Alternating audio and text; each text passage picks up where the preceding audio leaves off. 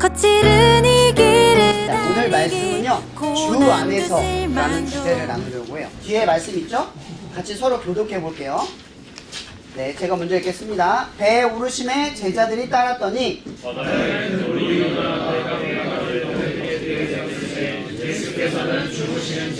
그 제자들이 나와 깨우며 이르되 주여 구원하소서 우리가 죽겠나이다.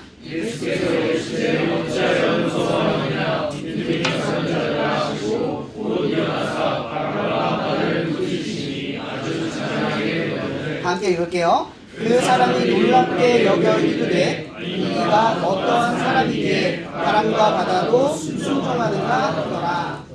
아멘. 오늘 말씀은 계속 지난주 말씀에 이어져 있는 거예요. 우리 중에 한 사람인가? 제자 중에 한 사람인가? 라는 질문 속에서 이어지고 있는데, 사실은 이것보다 앞선 18절의 말씀과 이 상황은 같은 시점의 상황이라고 보면 돼요. 근데 오늘 말씀에 예수께서 우리가 자기를 애워싸는 거 보시고 건너편에 가기를 명하시너라, 이 말씀으로 시작하는 거거든요. 우리는 질문을 하게 돼요. 왜 예수님은 우리를 떠나셨을까? 그럼 예수님은 우리를 사랑하잖아요. 우리를 떠나지 않는 분이잖아요. 근데 그분이 우리를 떠나서 다른 사람들에게 복음을 전하려고 하셨다라는 거예요. 우리 가운데 있다가 우리를 떠날 수밖에 없는. 근데 사실은 이건 우리의 관점이잖아. 예수님 우리를 떠난 게 아니라 실제로 말하면 우리가 예수님을 떠난 거예요. 이런 시대적으로 보면 내가 옳다라는 주장의 가장 근본은 뭐냐면 이런 거예요. 하나님이 내 편이라고 생각하는 거예요. 내가 옳으려면 하나님이 내 편이 돼요. 근데 내가 틀리면 하나님은 내 편이 아닌 거예요. 그죠? 그럼 나의 옳고 그름은 하나님과 하나님이 없음, 이 차이로 구분이 된다면 우리는 바꿔서 생각을 해야 돼요. 내가 하나님 편인가? 하나님이 내 편인가의 차이.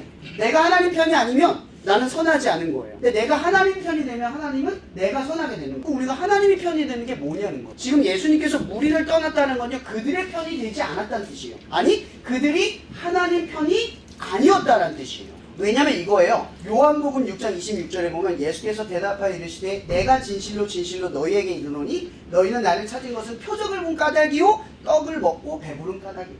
이게 무슨 말이냐면, 표적이라는 건 이런 거예요. 어떠한 기적이 연속으로 일어나. 근데 그 연속의 기적, 예를 들어 화산이 일어나기 전에 뭐가 일어나요? 지진이 살짝 일어나고 안개가 쌓이고, 그죠? 뭔가 이상한 전조들이 일어나잖아요. 그럼 우리 그 전조를 보고 뭘 느껴요? 곧 화산이 터진다라고 생각하겠죠. 그럼 예수님께서 기적을 보여줘요. 앉은 자리 일어나고 눈 보이게 하고 귀신들 떠나게 하고 사람들을 가르쳐서 진리를 말하고 계셔요. 이게 다 뭐 가르치고 있는 거예요? 하나님의 계획, 하나님의 아들 예수, 앞으로 내가 십자가 매달려 죽을 것이고 너희를 구원할 거야 라고 하는 이 진리의 사실을, 기적의 연속성이 다 뭐를 가리키고 있다? 예수 가리키고 있다는 뜻이에요. 근데 예수님은 지금 인간의 몸으로 이 땅에 오셨어요. 그 얘기는 인간의 불편함을 가지고 이 땅에 오셨고 다시 우리를 구원하기 위해 십자가 매달려 죽는 과정을 거친다는 뜻이에요. 그러니까 사람들이 주목하여 바라볼 것은 뭐냐면 예수님이라는 거예요. 예수님이 가신 길도 보는 거예요. 예수님이 하신 일도 보는 거예요. 그럼 우리 이 말씀 전에 마태복음 6장에서 뭐 배웠는지 아시죠? 팔복에 대해서 배웠어요.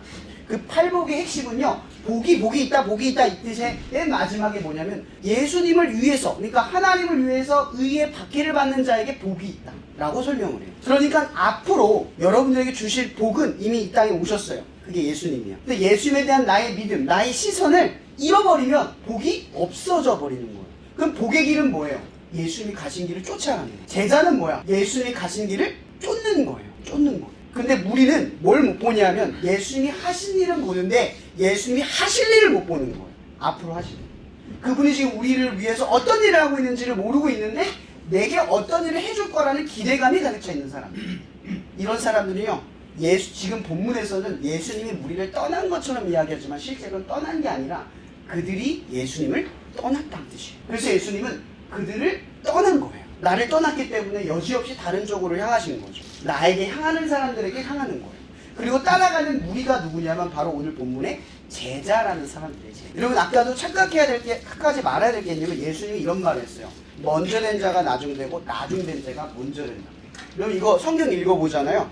예수님이 이 경고를 제일 많이 하죠. 신앙생활을 할 때 종교생활을 하지 말란 뜻이에요. 종교생활은 뭐냐면 내가 신의 대리자인 것처럼 착각하면 안 된다는 뜻이에요. 내가 하나님을 믿고 하나님을 의지하는 대상일 뿐 난 아무것도 아니에요.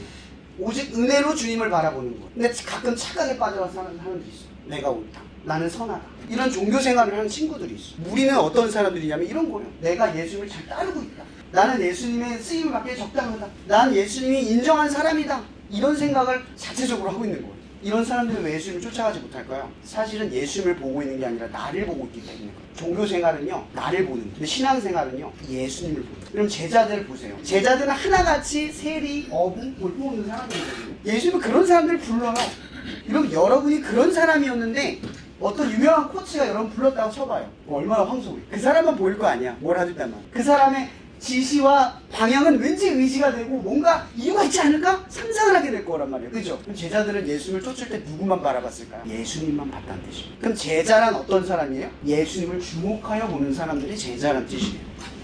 제자. 여러분 오늘 말씀에 이런 이야기가 나오는 거예요. 이제 제자들은 예수님을 주목하여 따라가고 있어요.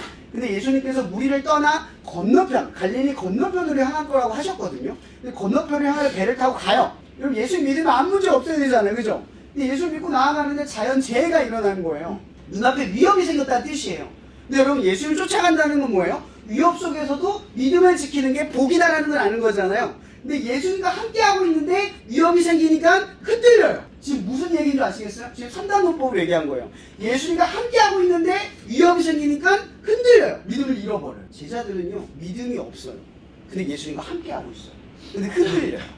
그래서 그들이 이 풍랑 속에서, 여러분 이들 어부잖아요. 그죠? 이 풍랑을 얼마나 익숙하게 경험할 게 받겠어요. 자기들도 대처할 수 있단 말이에요. 근데도 두려워하다는 얘기는 뭐냐면 이 재앙이 앞으로 어떤 전조인지 아는 거예요. 근데 이건 우리가 죽을 수 있다는 걸 자기들 직감하는 거죠. 그러니까 누구한테 내려가서 얘기하냐면 예수님께 가서 이야기하는 거예요. 예수님, 저희를 구원해 주세요. 이렇게 이야기를 하는 거죠. 근데 정작 이걸 못 보는 거예요. 예수님은 하나님을 지으신 분의 아들이에요. 그죠? 자연조차도 하나님 앞에 굴복할 수밖에 없어요. 그러니까 이 자연재해보다 더 위대한 분은 누구냐면 예수님이에요. 지금 얼마나 위대한 가운데 있냐면 예수님의 아들과 함께하고 있는 자리에 자연재해가 일어나는 건 별 볼 일 없는 사건이라는 뜻이에요. 주 안에 있으면 떨림이 없다 이 뜻이에요. 여러분 제자들에게 무서울 것이 없었던 건요, 하나님이 나와 함께 하신다라는 사실 때문에. 여러분 지금은 제자들은 몰라요. 근데 중요한 건 이거죠. 그들의 적은 믿음으로 나아가서 말합니다. 저를 구원해 주세요. 저는 궁금했어요. 왜 이런 일이 벌어졌어요? 여러분 항상 하나님은요 우리의 적은 믿음 가운데요. 여러분 믿음 작잖아요. 흔들리잖아요. 무너지잖아요. 근데도 누구를 바라봐야 되죠? 제자랍니다. 예수를 봐야 돼요. 내 믿음이 적은 건 중요하지 않아요. 예수를 봐야 돼요. 어떤 순간에도 예수를 봐야 돼요. 그 사람이 제자예요. 제가 이걸 보면서 무슨 생각이 들었냐면 예수님은 아무리 적은 믿음이어도 우리 삶 가운데 역사. 그럼 제가 예전에 바라크 집회 첫 회 했을 때 항상 간증하는 게 있어요. 120명이 왔거든요. 근데 저 믿음이 되게 부족해서 한 20-30명 올 거라고 생각하고 준비하는 걸 도와줬어요. 그때 저 간사님이 하셨는데 그때 120명 딱 오는 거 보고 제가 뭘 느꼈냐면 내가 굉장히 현실적인 사람이라는 걸 깨달았어요. 믿음이 없는 사람이. 저 친구들도 보고 있는 이 현장을 나는 못 보고 있었던 거예요. 저 믿음이 되게 없었거든요. 적은 믿음으로 그 자리에 섰어요. 어떤 일이 일어났을까요? 내 현실적이라는 내 믿음이 깨지고 믿음이 커져요. 이런 제자들은요 예수님을 주목하여 바라보면서 적은 믿음으로 구해요. 근데 점점점 어떻게 자라나는 줄 아세요? 믿음이 점점점. 이런 나중에는 예수님이 하늘로 올라가셨을 때 제자들은요 성령을 받고 담대하게 사람들 앞에 죽음을 겁내지 않고 복음을 전해요. 이런 자리까지 자라난다는 거예요. 여러분 지금은 여러분의 믿음이 작을지 몰라요. 근데 제자들처럼 되려면 이렇게 보면 돼요. 어떤 상황에서도 예수를 주목하여 보는 시선을 놓치지 마세요.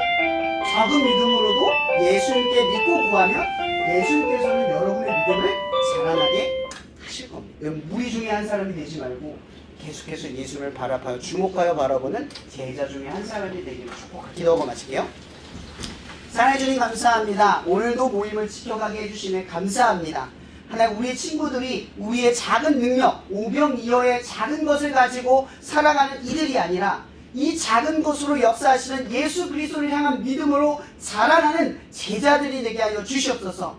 그로부터 이 시간 이후로부터 우리 친구들이 예수를 바라보고 주목하여 바라보며 구하는 모든 것들을 통해 내 삶의 작은 부분을 보는 것이 아니라 예수의 크심을 보며 믿음으로 살아갈 수 있는 담대함과 용기를 지닌 하나님의 자녀가 되게 하여 주시옵소서. 모든 것에 감사하며 살아계신 예수님의 이름으로 기도합니다. 아멘.